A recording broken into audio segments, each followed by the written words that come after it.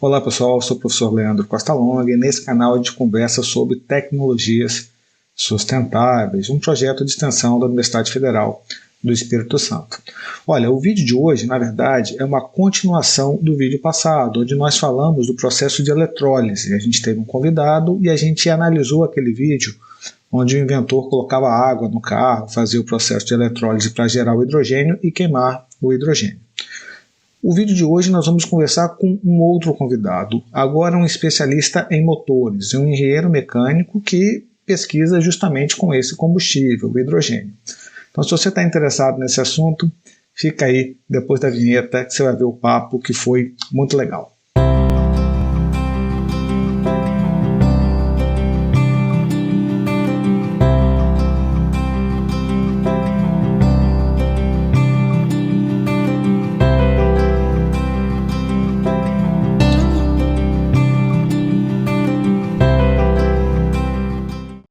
Olá, professor Rogério, muito obrigado aí por disponibilizar o seu tempo, né, para conversar com a gente. A gente entende aí a correria que é para todos os professores, né, nesse momento aí de pandemia, gravar aulas e pesquisa, né? Então a gente sabe que foi bastante complicado conseguir essa agenda aqui, né, esse horário para conversar com a gente, então eu agradeço muito, tá?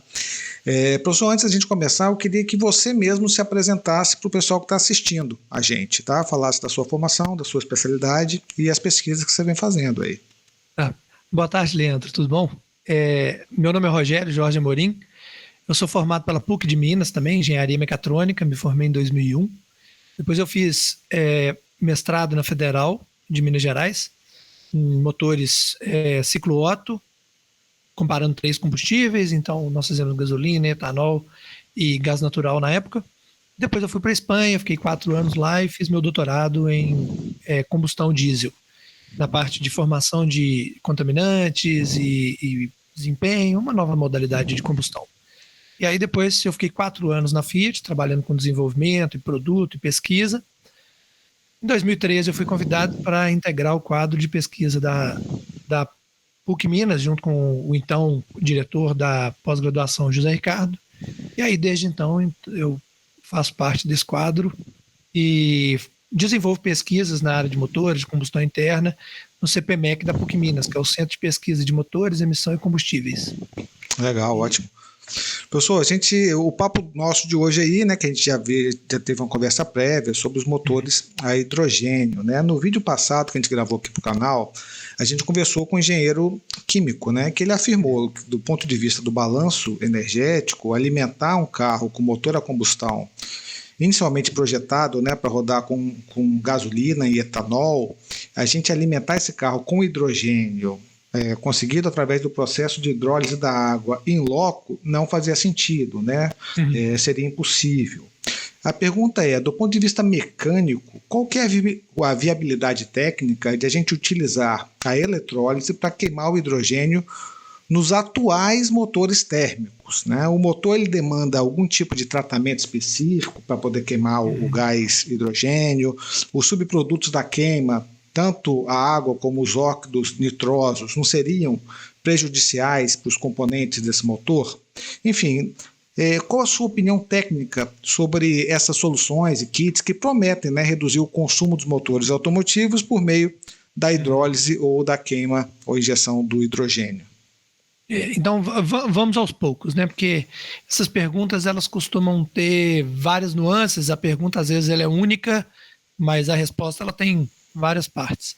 Então, primeira coisa é concordar com o engenheiro químico, né? Porque quando a gente faz, não só pelo lado do balanço energético, mas o lado da cinética química mesmo, das reações, a produção de hidrogênio em loco, ela não é possível para abastecer um veículo justamente pelas velocidades de reação, de formação e de combustão.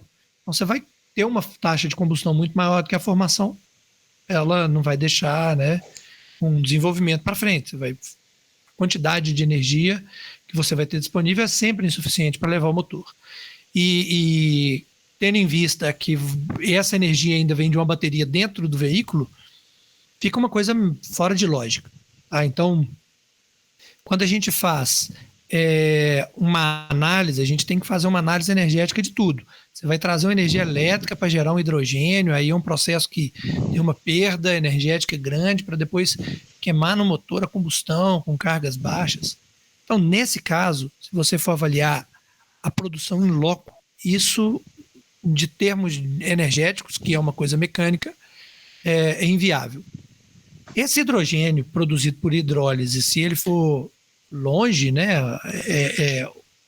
obtido em uma usina, aí beleza, não tem problema nenhum. Você vai pegar o seu motor, que é um motor do ciclo Otto, e aí são poucas adaptações. O etanol ele já tem água, por exemplo, na sua composição.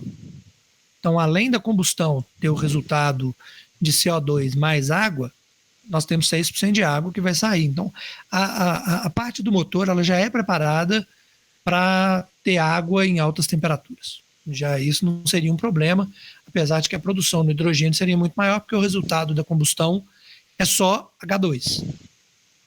Os NOx, que a gente chama de NOx, né, os óxidos nitrosos, eles é um problema mais ambiental do que um problema local. Então, você teria que ter um catalisador de NOx, né, que a gente chama de SCR, ou então NOx trap. Você tem que ter alguma maneira de evitar a saída, uma vez que a combustão do hidrogênio ela tem uma temperatura muito alta. Então, em termos de componente do motor, não seria muito, né, problema. O que tem mais, que a gente vai ver aí, né, como aquele vídeo, né, um vídeo aí que foi apresentado há pouco tempo, são kits que mostram hidrólise no veículo, eletrólise no veículo, e quando a gente vê aquilo não tem muito sentido, porque para você aproveitar o hidrogênio, né, na sua reação química do motor, misturando combustíveis, você tem que preparar o motor de novo.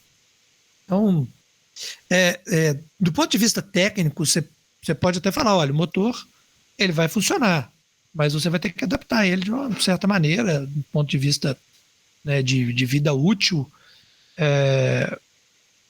Não vai ter tanta diferença, vai ter que ter uma adaptação, vai. Mas até mesmo para aproveitar aquela energia do hidrogênio, já seria aconselhável fazer uma adaptação.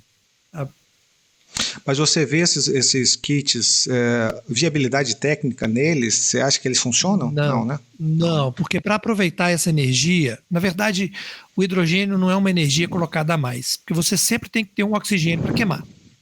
Então, assim, ele pode ter um pouco mais de energia, você fala ali na reação, mas o hidrogênio ele ocupa o espaço do ar. Então, teoricamente, em termos de eficiência volumétrica, ele poderia até, do que ele ganha, ele voltar a perder de novo. O que ele melhoraria seria a velocidade da chama. Se você pegar um kit para hidrogênio e colocar ele para trabalhar junto com a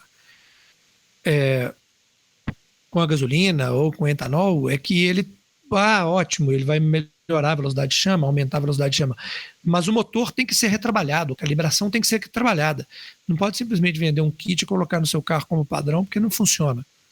Entendeu? Ele, bem provavelmente não tem ganho, é mais um marketing enganoso e uma coisa extremamente danosa para o seu motor, porque você vai colocar alguma coisa lá dentro que pode interferir na combustão, aumentar, né, taxas de detonação em lugares que você não conhece, na região do motor, e aí sim fica uma coisa incontrolável. Eu não colocaria no meu veículo de jeito nenhum, sem que eu faça toda a calibração do veículo, mas aí tem que ser aprovado também em termos de emissão. Tem uma coisa que o pessoal não conta muito, mas uma vez que você mudou o seu combustível através de kits, você tem que homologar seu veículo novamente.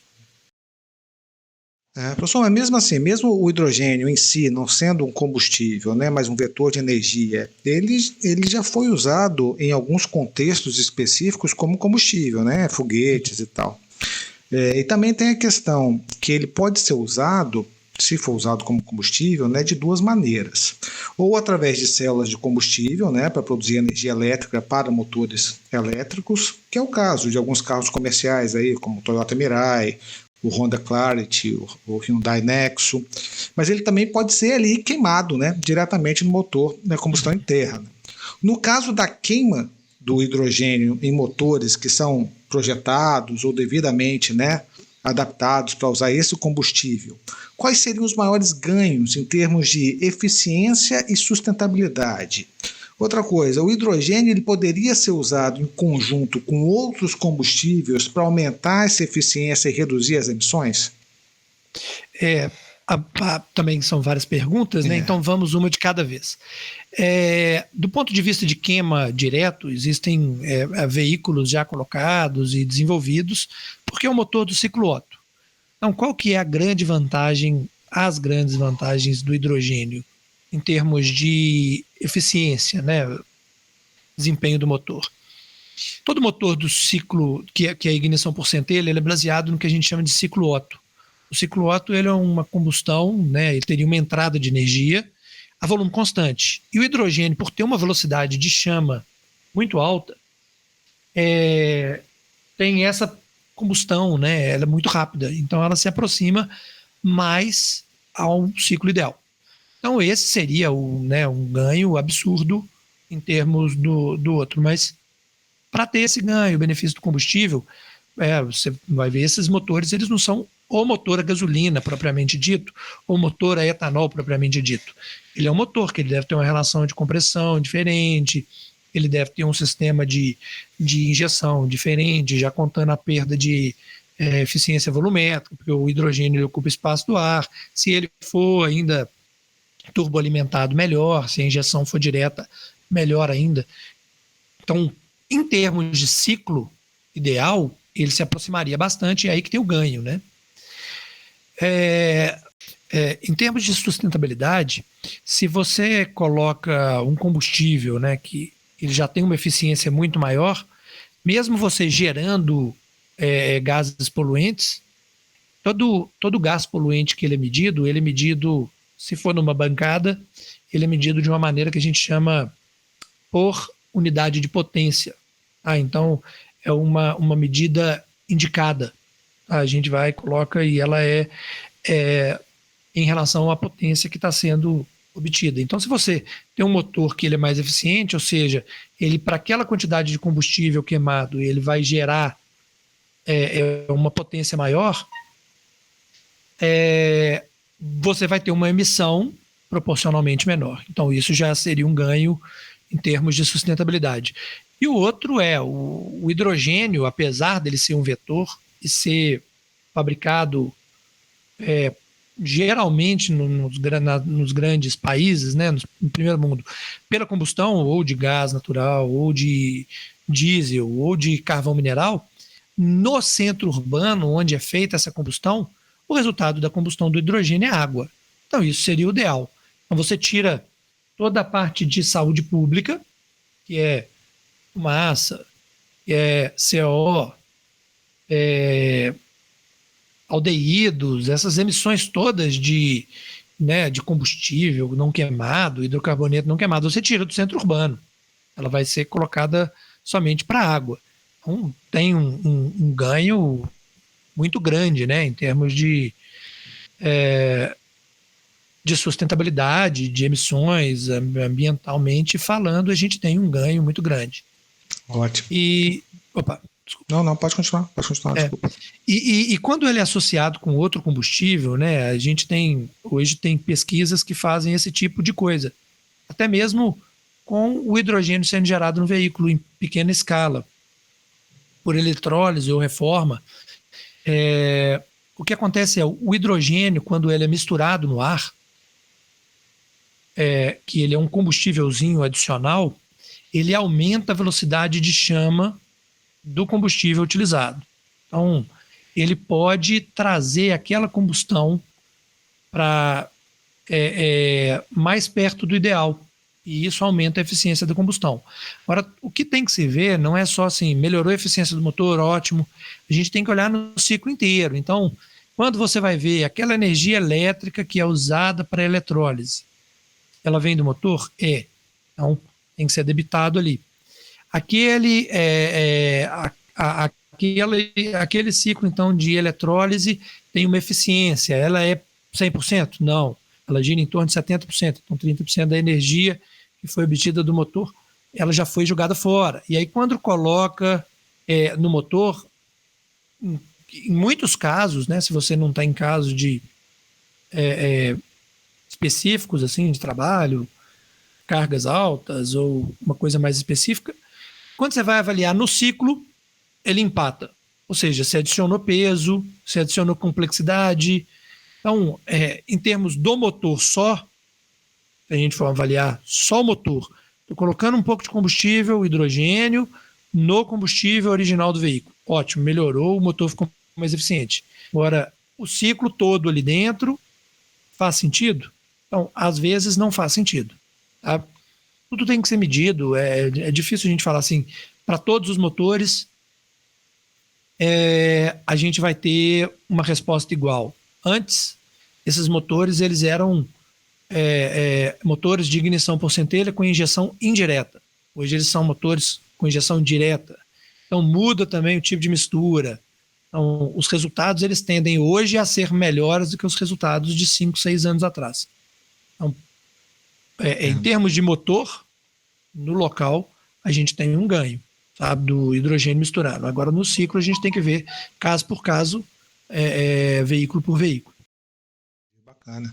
Então, um estudo de 2019, eu vou até colocar embaixo da tela aqui para o pessoal acompanhar, se quiser depois, que ele aponta que 98% do hidrogênio que é produzido industrialmente, né, ele é feito através de um processo conhecido como reforma a vapor do metano. E esse processo, ele é poluente, né, ele emite dióxido de carbono. Há outros processos, né, baseados em energia sustentável, mas que ainda não é economicamente vantajoso, apesar disso estar começando a mudar, né? A título de ilustração, a gente tem uma empresa canadense, a Energix Energy, que ela anunciou o tal do projeto Base 1 ou Base 1, né, que é construir a maior usina de hidrogênio verde do mundo no Ceará, aproveitando o potencial que eles têm de energia renovável. Né? Ainda assim, tem todo o problema de transportar o hidrogênio da onde ele enfim, separado, né, até os postos de recarga. E a gente sabe que postos de recarga de hidrogênio também são muito mais caros do que uma bomba de combustível convencional.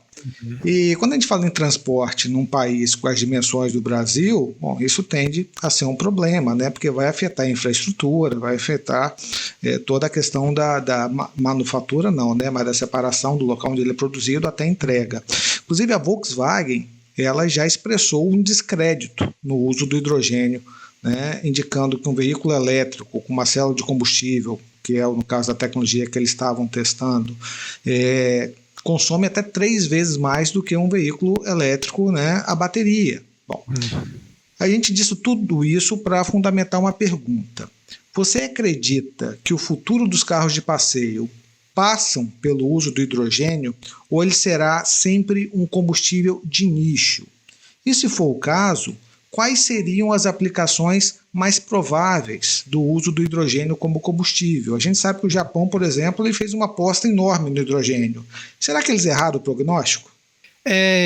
Sobre o hidrogênio que a gente fala aí pela geração, tem uma avaliação que ela é feita por vários órgãos governamentais, que é o que chama Life Cycle Assessment. Então, que é o resultado que a Volkswagen obteve aí, né? Até mesmo a energia elétrica ela cai um pouco nisso. Qual que é a conceituação do balanço energético e desse ciclo de vida? Quando a gente gera energia elétrica ou o hidrogênio, eles não são combustíveis originais. Você tem que ir na natureza e gastar muita energia para gerar aquilo ali. Tá? A energia elétrica, nem tanto, dependendo do lugar, mas o hidrogênio sim, porque o hidrogênio ele é gerado ou de uma reforma, que gasta energia elétrica, ou de uma hidrólise, que gasta uma energia elétrica absurda também. Então, se você pegar o hidrogênio, você tem que gastar uma energia elétrica muito grande para o hidrogênio. O hidrogênio ele necessita, né, reservatórios difíceis de transportar, é É um combustível que não é de fácil manuseio, armazenamento e transporte dele não é fácil. E a energia elétrica, geralmente, né, utilizada para essa produção, ela vem de uma combustão ou de uma usina nuclear. Então, essa iniciativa do Ceará, né, que está sendo colocada aqui, ela pode ser uma solução, mas aí ela vem com a dimensionalização que você colocou do país. Então, o Brasil é muito grande. Você pegar um combustível que tem um transporte caro, tem um armazenamento caro, lá do Ceará, para trazer para o Sudeste, trazer para o Sul, os outros combustíveis começam a ficar, em termos de emissão, mais vantajosos, até, porque você vai gastar uma energia para fazer esse combustível vir. Né? Então, se você queimar uma parte do hidrogênio para usar essa energia para transportar ele começa a ficar inviável economicamente. Se você usar um outro combustível fóssil, você está contaminando do mesmo jeito para transporte. Então, é difícil você fazer o uso do hidrogênio. Então, assim, na minha opinião, o hidrogênio ele continua sendo um combustível de nicho. Ele pode ser usado em países pequenos, que já tem uma reserva energética muito grande, uma disponibilidade energética com um custo mais barato, uma energia já instalada suficiente para aquele país. Bom, você colocar isso na Noruega, colocar isso no Japão, é muito mais fácil do que você colocar ele no Brasil, produzindo ele no Ceará e levando ele para Santa Catarina. Então, nós temos alternativas melhores no Brasil para emissões de CO2, né, que teriam um custo mais barato, uma autonomia muito maior, um balanço energético mais vantajoso, principalmente nós hoje que vivemos no Brasil, uma crise de geração de energia, né? Falta água e nossa matriz ela é toda baseada na água. Então, nós temos quase toda aí, 70% da energia gerada no Brasil, se eu não me engano, 70%, 80% é energia hidráulica. Então, hoje, com a falta de água que nós temos, dificulta muito o uso do hidrogênio. O Japão ele tem também, né, não só a iniciativa da combustão por hidrogênio. Eles investiram nessa combustão por hidrogênio, mas eles têm muita célula de combustível. E eles têm um transporte público muito forte. Então, para eles, pode ser uma solução viável. Mas eu acho difícil eles conseguirem fazer uma popularização desse combustível em escala mundial. Então, eu acredito ainda que os combustíveis biocombustíveis, combustíveis fósseis ainda vão ser um padrão, principalmente para os países em desenvolvimento durante um curto a médio prazo. Bom, então, na sua resposta, eu vou até antecipar uma pergunta aqui. Alternativas seriam o etanol, por exemplo?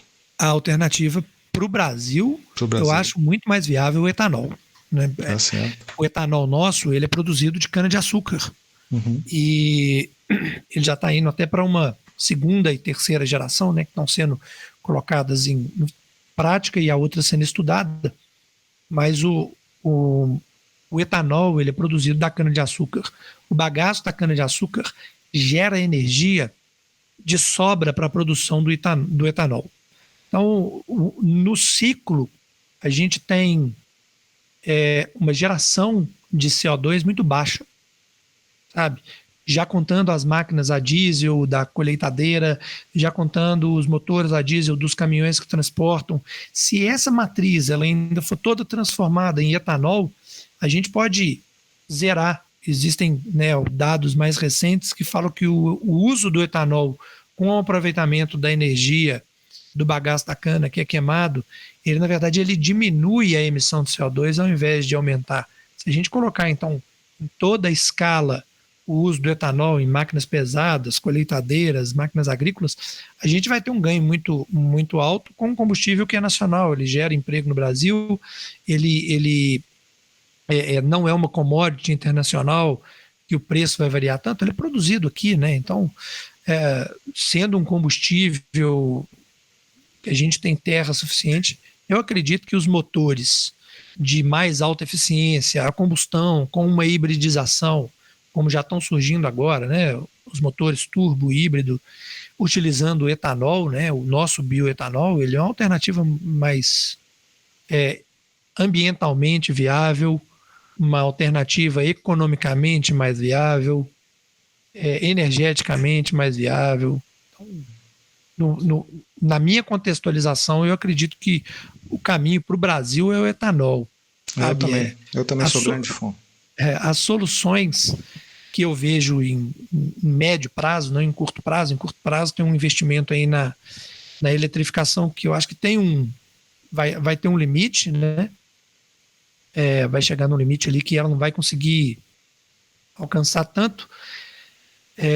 Às vezes pelo custo, às vezes pela matriz energética, então pelo descarte da bateria, mas essas soluções, elas em médio prazo, elas vão ser mais regionalizadas.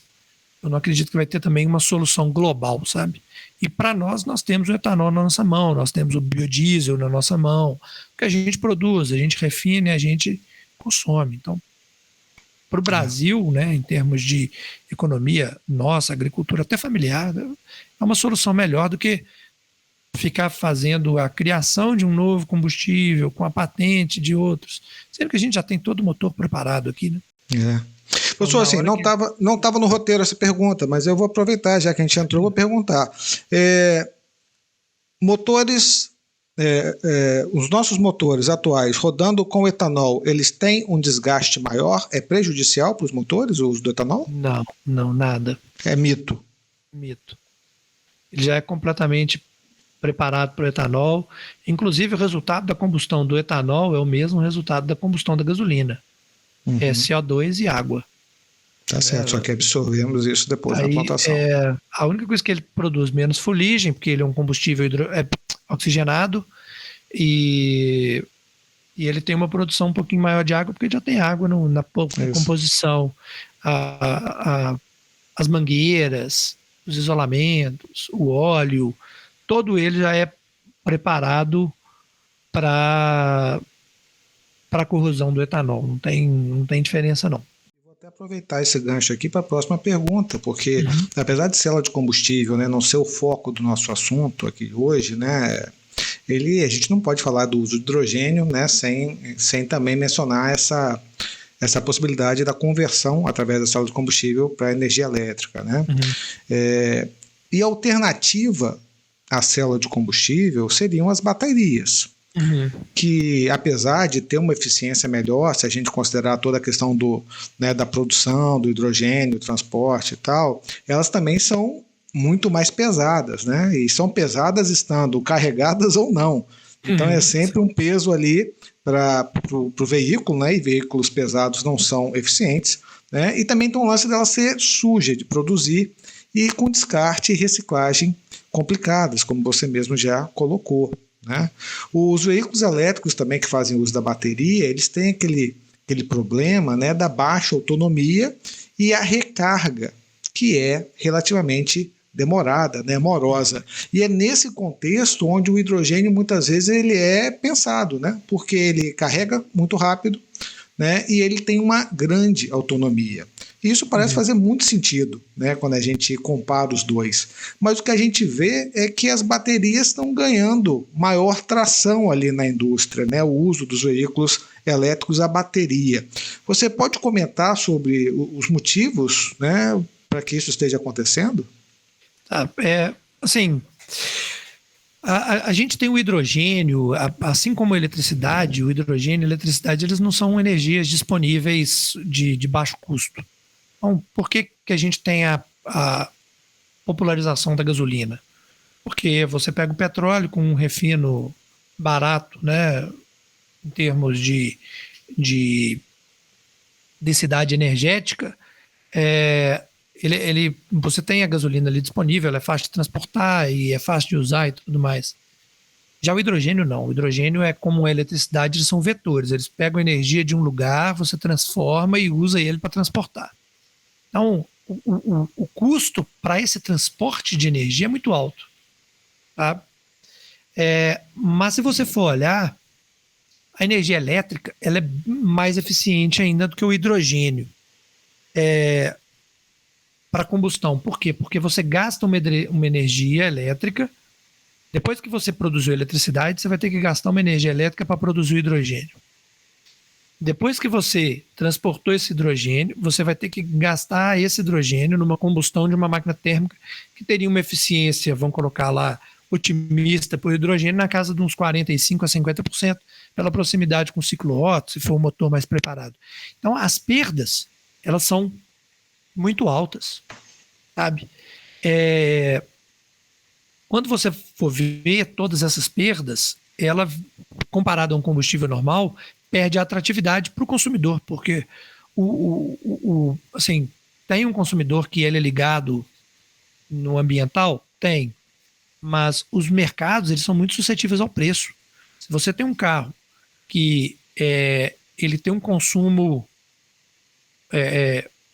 melhor um pouco, 10%, 15%, do que o seu do que o outro lá, mas o combustível que ele usa custa 3, 4 vezes mais, não vale a pena. E o veículo que você compra 2 vezes mais. Então, o hidrogênio, ele tem esse problema como combustão. Se você usar ele em célula de carga, as células de carga também são muito caras. Então, o que o pessoal vê hoje é o seguinte: para veículos pequenos, que tem as avaliações, né? Para veículo pequeno, a célula de carga ela ainda é muito cara. Mas se você colocar ela em veículos grandes, veículos maiores, que são de transporte público, como é um veículo que tem um custo maior, e aí ele vai se dissolver naquele preço daquele veículo, com o custo do combustível, que é mais baixo, né? Vai valer a pena pela geração da eletricidade, você tem um ganho em termos, né, de consumo, mesmo assim, porque existem subvenções dos governos para tornar isso para o transporte público mais atrativo. Agora, para um transporte individual é muito caro.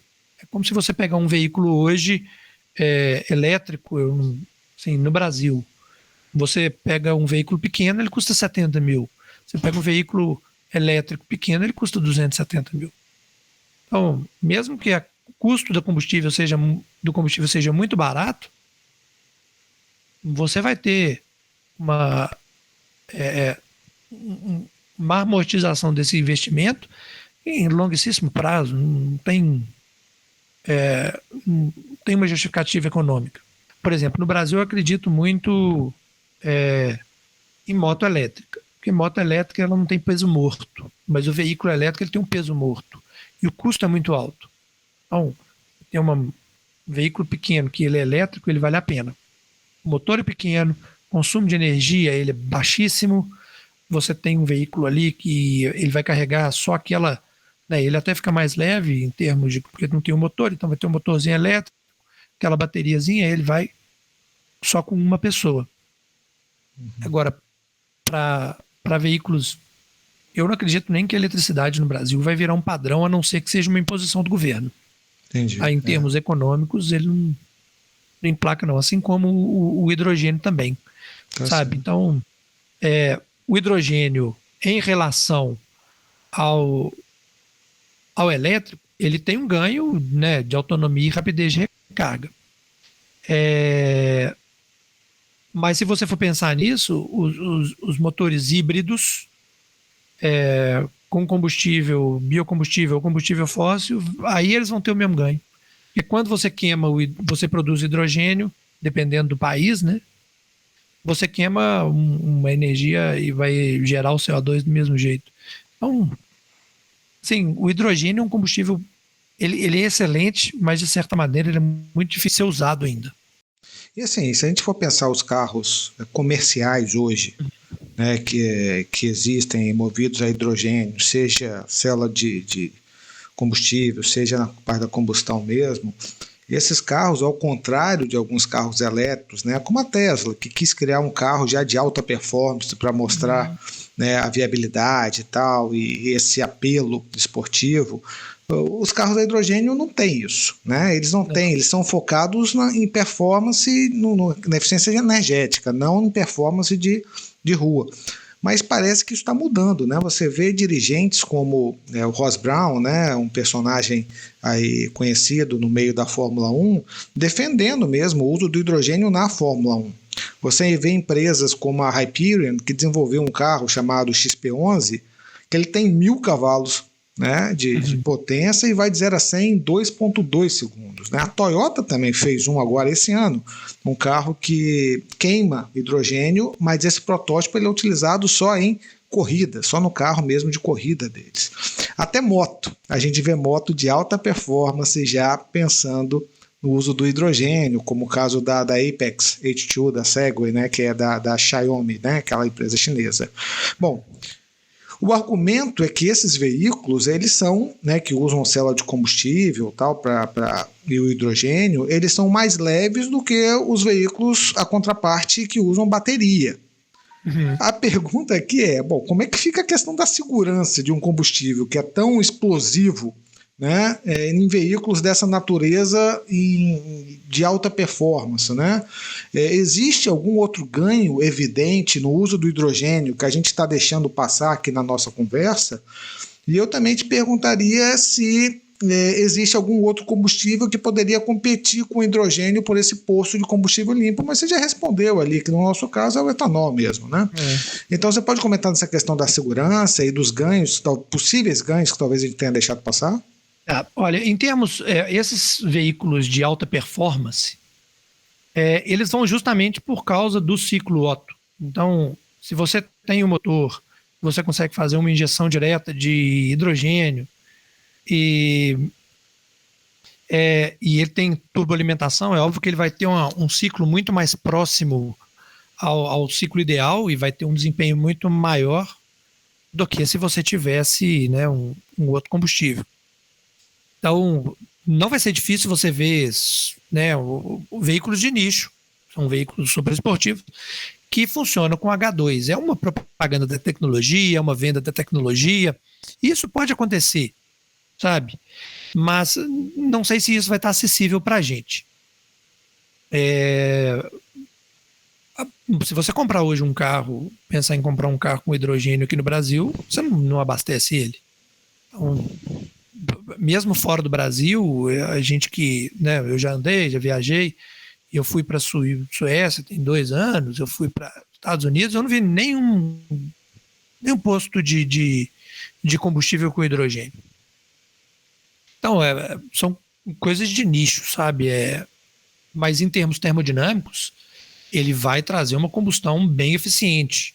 E uma combustão que ela vai gerar água, ela não vai gerar fuligem, ela não gera produção de CO2 local, ela não gera produção de CO local, ela não gera emissão de benzeno, emissão de, né, hidrocarbonetos, que podem ser cancerígenos. Então ela tem uma gama de vantagens enorme. Mas aí que é aquele negócio, a gente tem que sempre avaliar o ciclo completo. Então quando a gente traz isso para o mundo nosso real, né, um carro ele não pode custar 3 milhões, ele tem que custar 50, 60 mil reais, tem que levar 4 pessoas, tem que ser econômico, tem que ser de fácil manutenção, reabastecimento, aí a gente sai dessa gama, sabe, desse combustível caro. Vai demorar um pouco ainda, sabe? Sobre veículos esportivos é ótimo, pode ser um marketing muito bom para eles, mas assim, eu não sei, é opinião minha, mas eu acho que dificilmente uma pessoa que ganha 50, 60 milhões por ano vai se submeter a entrar num carro com tanque de hidrogênio a 350 km por hora. Sabe? Porque, imagina, é um combustível líquido que imediatamente ele vira gasoso. Ou seja, aquele problema de queima vira uma bomba. Eu não entraria. Sabe? Eu não entraria. Então, você tem uma bomba colocada ali atrás do seu carro, que se o Verstappen, ou Hamilton, ou tem um francês lá que era doido para bater carro, tem esse agora, o Mazepin. O Grosjean.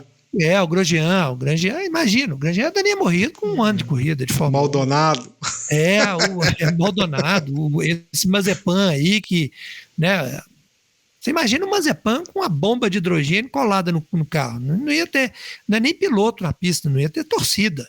Então Não, eu não acredito que isso vire um padrão. Pode ser, né?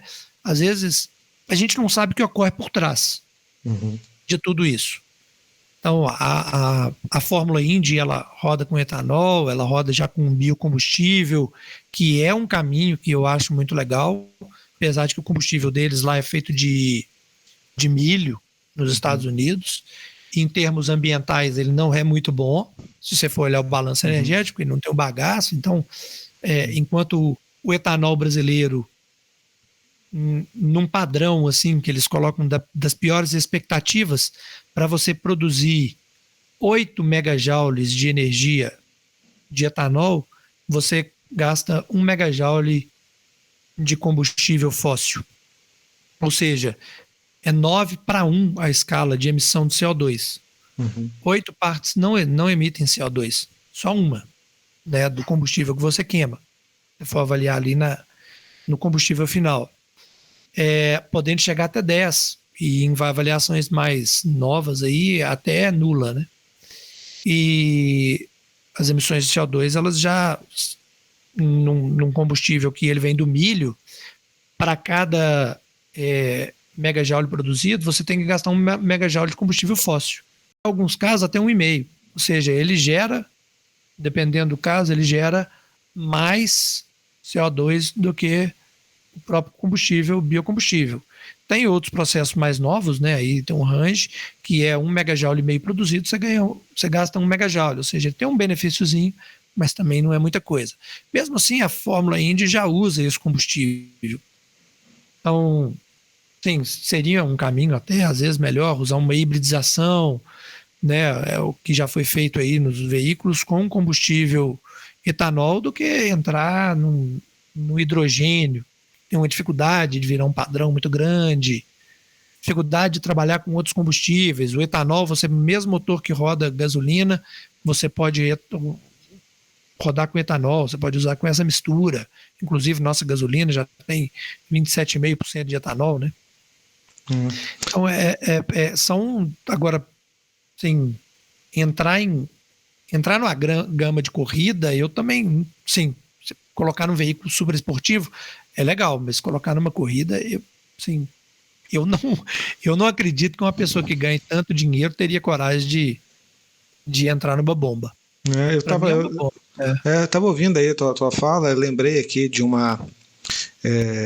ter lido que no acidente do Zeppelin, na verdade, as pessoas morreram mesmo, de fato, da queda e da queima com do motor a diesel. Não foi na queima do hidrogênio, porque ele queima muito rápido. Então, de repente, as pessoas não queimaram. Mas não é o caso de um carro de corrida, onde ele vai estar, né, sob pressão dentro de um cilindro, que ele vai virar uma granada, né? Vai virar uma bomba mesmo, como você colocou. Né? Então, não é da queima em si, mas é dos fragmentos da explosão.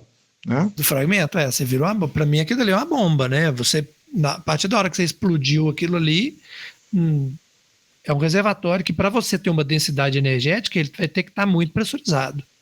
Professor, nosso papo aqui era para ser 15 minutos, chegamos a quase 1 hora, o que foi muito bacana, foi muito legal as informações. Eu te agradeço mais uma vez aí pelo seu tempo, sua disponibilidade, tá? E foi muito bacana, muito produtivo. Eu conto aí com a tua ajuda nos próximos vídeos também vamos ver se das dúvidas. E me coloca à disposição também no que eu puder ajudar. Professor Rogério, mais uma vez, muito obrigado pelo seu tempo. Um abraço. Um abraço, Leandro. Muito obrigado a todos. Valeu. Tchau. Valeu.